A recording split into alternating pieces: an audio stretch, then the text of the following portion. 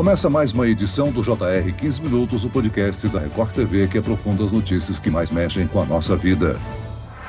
Um funcionário que não está doente, mas passa em consulta médica para pegar um atestado e faltar no trabalho, pode ser surpreendido com uma demissão por justa causa. Poucas pessoas sabem, mas os médicos podem indicar em códigos no atestado médico a supervalorização de sintomas ou até mesmo a simulação de doenças. Em quais casos um atestado prejudica o trabalhador? Como a empresa deve proceder ao identificar a falta de lealdade do empregado? E quais os direitos do colaborador? O 15 Minutos de hoje esclarece essas e outras dúvidas com a advogada especializada em Direito e Processo do Trabalho, Juliana Mendonça. Muito bem-vinda ao nosso podcast, doutora. É sempre um prazer poder falar de um assunto tão sensível, tanto para empregados quanto empregadores. Quem nos acompanha nessa entrevista é a repórter da Record TV, Ingrid Gribel. Ingrid, em caso de simulação de doença, existe uma técnica para o profissional de saúde expor a tentativa de fraude pelo empregado.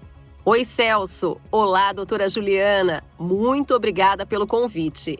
Exatamente, Celso. Não é incomum as empresas se depararem com a apresentação de atestados médicos por empregados que se utilizam deste documento para justificarem a ausência ao trabalho. E até aqui tudo bem, né? Ninguém pode e não deve trabalhar doente.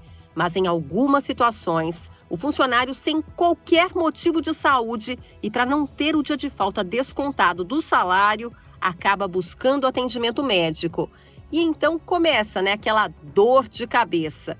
Profissionais de saúde têm usado o Código da Classificação Internacional de Doenças, o Z76.5, para caracterizar uma situação em que uma pessoa finge estar doente.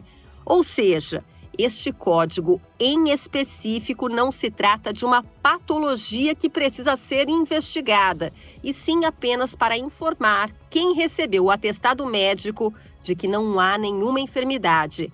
Doutora, cada atestado tem CID, que é o código que indica o problema de saúde do paciente. Perfeito. Entretanto, não obrigatoriamente precisa ter o CID para apresentar para a empresa. Porque, por exemplo, se o empregado tiver com uma doença que seja considerada discriminatória, ele pode pedir para o médico não incluir o CID. O que é mais comum é que os médicos evitem, se eles identifiquem que há um problema que é uma doença forjada, que ele não identifica a doença, ele não oferecer atestado ali naquele caso. Ou seja, ao emitir um código desse, o médico está fazendo um julgamento, de um comportamento do empregado? Sim, ele está fazendo um julgamento e isso é muito sério. Ele tem que ter plena certeza dessa situação, porque ele pode estar causando um prejuízo para o empregado. Porque, obviamente, os empregados eles não são obrigados a saberem, de fato, qual é o CID que está ali corresponde a qual doença. Então, se o médico vai lá, preenche um CID, não fala para o empregado o que é, e ele apresenta para a empresa, o próprio médico ele pode vir a ser responsabilizado caso ele não explique ao paciente a situação correta, ou então ele se negue. O que a gente vê muito na prática? Os médicos se negam a dar o atestado, quando ele identifica que não é caso de doença, efetivamente. Esse seria o comportamento natural, normal, né?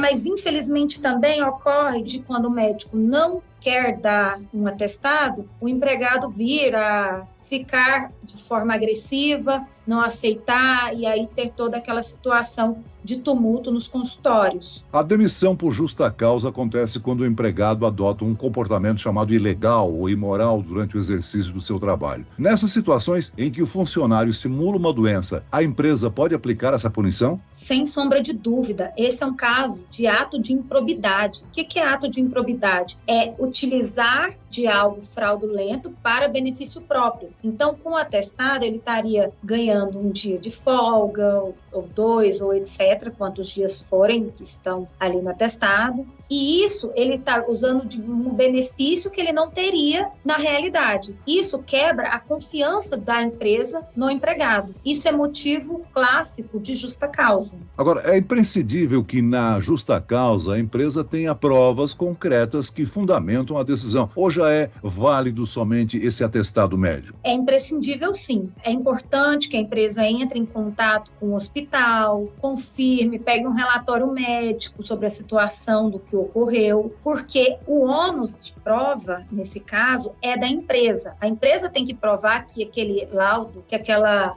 declaração de doença é fraudulenta. Agora, doutora Juliana, a inserção desses códigos da classificação internacional de doenças, o que a gente classifica como CID, no atestado médico, sem aviso prévio ao paciente, é permitido? Então, ela é permitida, porém, é muito perigoso o médico assumir para ele essa responsabilidade, porque o médico, às vezes, ele identifica ali que não tem uma doença, e se esse paciente passar por um outro médico e identificar a doença, aquele médico causou todo o dano para o trabalhador, ele pode ser responsabilizado. Agora, a empresa pode exigir tornar obrigatório o CID no atestado médico do funcionário? Algumas empresas optam por validar os atestados. Como é que funciona?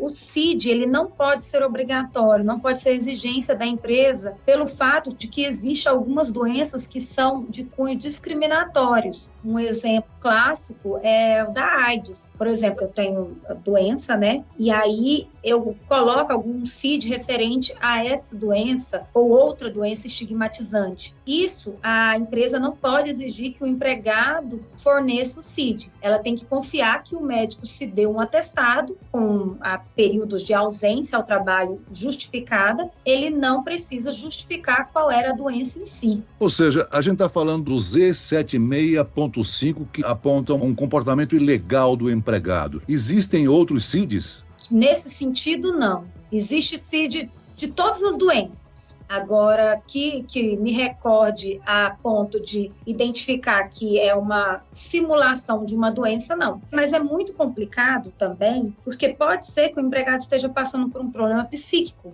e identifique que ele está doente, mas de forma psiquiatricamente. Ele acha que ele está doente, ele acredita naquela doença, só que é um problema psíquico. E um médico, por exemplo, geral, ele não vai identificar talvez essa doença psíquica. Então tem que ter muito cuidado, é muito pouco utilizado pelos médicos esse CID por conta desse risco mesmo. Agora, além da simulação de doenças, um outro problema comum é a falsificação de atestados médicos, Essa prática, a gente sabe, é crime. Como é que uma empresa pode identificar a irregularidade? Esse realmente é o mais comum. Às vezes, infelizmente, na internet, a gente localiza para comprar atestado, isso é crime, isso é fraude, isso é infração trabalhista também, que dá uma penalidade de justa causa, além de ter que responder pela penalidade de crime. Outros fatos também que ocorrem no dia a dia é, por exemplo, o empregado está lá com um dia de atestado, aí o empregado vai lá, rasura e coloca 7 dias, por exemplo. A empresa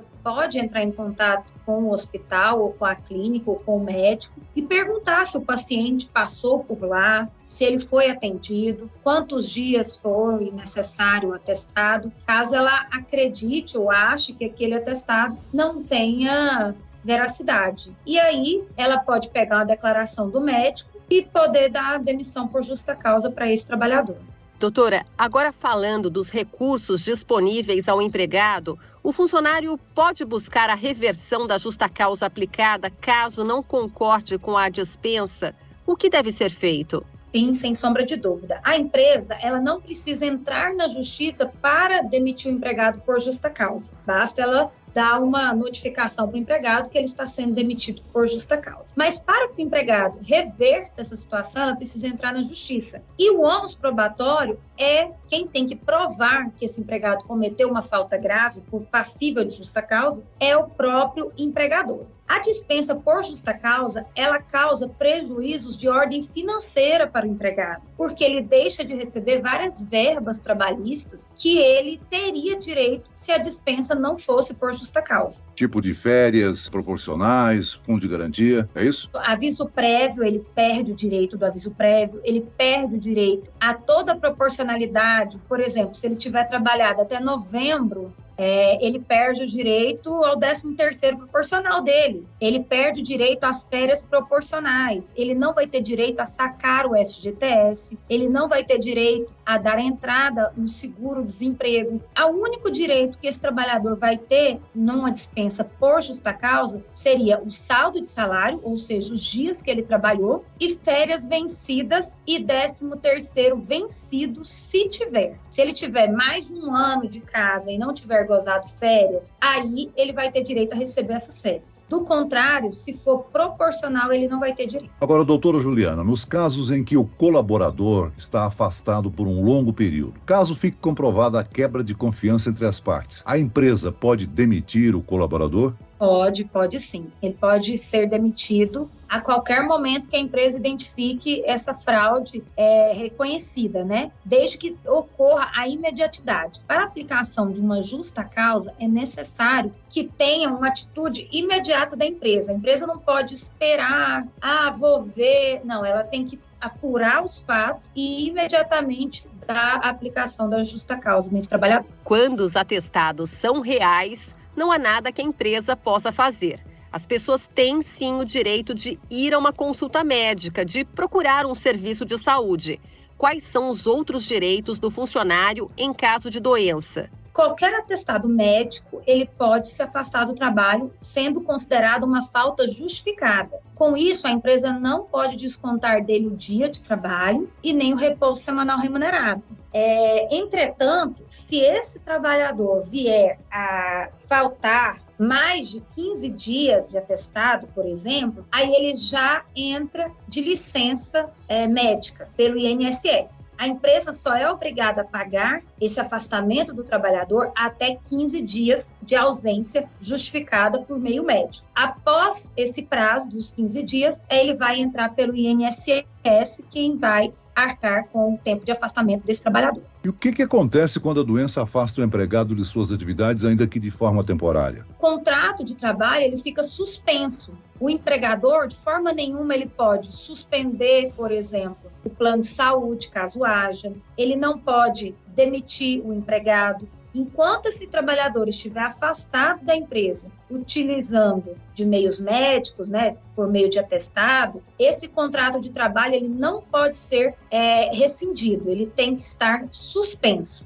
Agora, é dever, é claro, de toda empresa zelar pela saúde física e psicológica dos seus funcionários. Afinal, todos os profissionais estão sujeitos aí a diversos riscos que podem, de alguma forma, causar lesões. Aqui na Record TV nós temos um ambulatório, uma equipe médica sempre à disposição dos colaboradores. A segurança do trabalho sempre vistoriando. Doutora, uma empresa responsável cuida, pensa na saúde do colaborador, né? Sim, entretanto, a lei só existe para empresas maiores. Pequenas, médias empresas, elas não precisam não precisam ter esse custo, né? Porque é um custo alto, mas ela tem sim se preocupar com a ergonomia dos trabalhadores, com a saúde psíquica dos trabalhadores. Ela precisa ter um RH, um departamento pessoal muito bem organizado para cuidar desses trabalhadores e assim evitar doenças de assédio, burnout, são doenças consideradas psíquicas que ocorrem no meio ambiente de trabalho,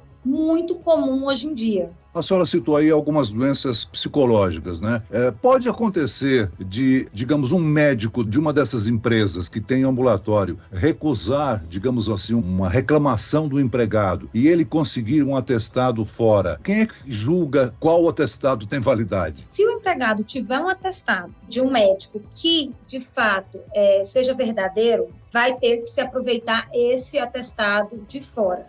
Se a empresa achar que o médico está fraudando ou o médico está fazendo alguma atitude que não é a correta, ele vai ter que denunciar junto aos órgãos competentes, né, CRM. Entretanto, ele vai ter que aceitar aquele atestado ou passar esse colaborador por uma junta médica. E aí é muito perigoso a empresa assumir a responsabilidade a partir do momento que ela fala assim, não, o trabalhador não tem problema nenhum de saúde, e aí esse trabalhador começa a trabalhar, vem a ter um problema de saúde mais grave, a empresa ela vai ter responsabilidade, inclusive objetiva sobre essa situação. Esse código de classificação da doença, ele é público, não é uma coisa guardada em segredo entre os médicos e as empresas, né? Não é público. Basta clicar no Google e você pesquisa qual que é a doença e você consegue sim identificar sem problema nenhum. Ela é um código internacional. E tem sido um comportamento dos médicos a utilização desses códigos? É comum a utilização desses códigos, sim. Eu nunca vi na prática a utilização do código como se o empregado estivesse utilizando de forma fraudulenta a doença. Mas, no geral, os códigos são comuns, salvo se o empregado falar, olha, eu não quero que coloque qual é o CID. Muito bem, nós chegamos ao fim desta edição do 15 Minutos. Eu quero aqui agradecer as informações, a participação da advogada especializada em Direito e Processo do Trabalho, Juliana Mendonça. Obrigado, doutora. Eu que agradeço o convite. E agradeço também a presença da repórter da Record TV, Ingrid Gribel. Ingrid? Muito obrigada, Celso. Obrigada, doutora Juliana. E até a próxima. Esse podcast contou com a produção de David Bezerra e dos estagiários Lucas Brito e Kátia Brazão. A sonoplastia de Marcos Vinícius. A coordenação de conteúdo é de Edvaldo Nunes e Deni Almeida. A direção editorial de Diago Contreira. Vice-presidente de jornalismo Antônio Guerreiro. E eu, Celso Freitas, te aguardo no próximo episódio. Até lá.